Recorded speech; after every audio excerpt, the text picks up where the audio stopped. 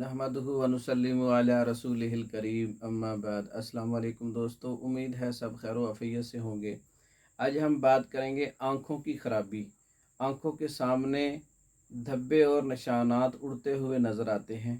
ये किस तहरीक में होता है? अक्सर लोगों की ये शिकायत आई है कि उठने के बाद चलते वक़्त और ज़्यादा चलते वक़्त और ज़्यादा बाहर देखते वक़्त आँखों के सामने स्याह निशानात और अंधेरा और धब्बे उड़ते हुए नज़र आते हैं।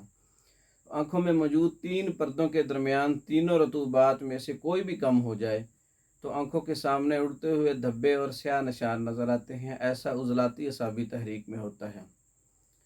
तो अगर रतूबात जियाला कम हो जाए तो स्याह धब्बे नज़र आएंगे। ये भी उज़लाती असाबी तहरीक में होता है। ये इस मरज़ की दूसरी वजह किल्लत दम भी होती है कि खून का दिमाग व असाब में ज़रूरत से कम पहुँचना।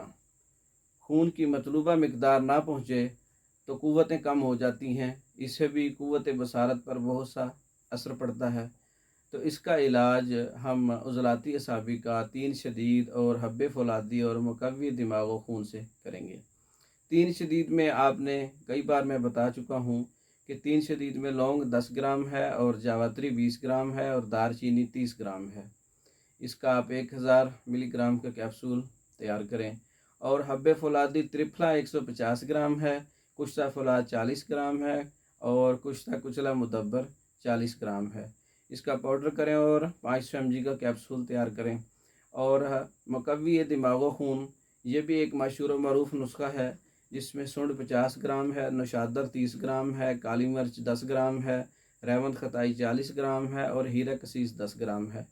ये मुकव्वी दिमाग खून का नुस्खा है। ये 500 mg का कैप्सूल तैयार करें। तीनों सुबह दोपहर शाम नीम गर्म दूध के साथ इस्तेमाल करें। इसके आँखों के मसाइल, स्याह धब्बे, उड़ते हुए निशानात और अंधेरा आना, ये इससे इंशाअल्लाह इफ़ाक़ा होगा। यही मेडिसन हमारे से मंगवाने के लिए बज़रिया डाक व्हाट्सएप पर रब्ता कर सकते हैं। वस्सलाम।